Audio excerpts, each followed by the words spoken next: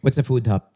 A food hop is when you realize it's too expensive and then you just say, oh, let's hop to the next place. Ayan, pizza, mas mura. Or you can just order one thing so you try it and then you share it with someone.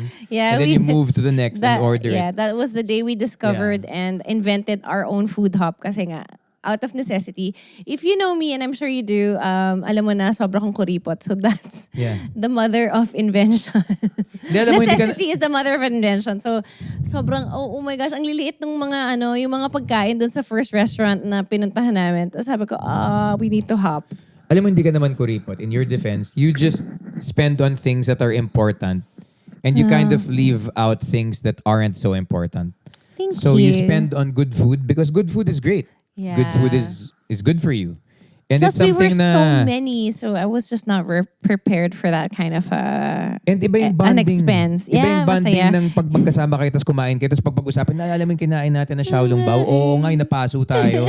Tapos habang lamig-lamig sa labas ang init ng Xiaolong Bao pero sunog na sunog pa rin yung bibig natin pero masarap. Yung mga ganun na memories, you'll remember them years later. Kasi pagkain yun it's just part of how we are. Parang ito yung side natin na medyo mas animal eh. Pag naalala mo yung pagkain mo, nababalik-balikan mo.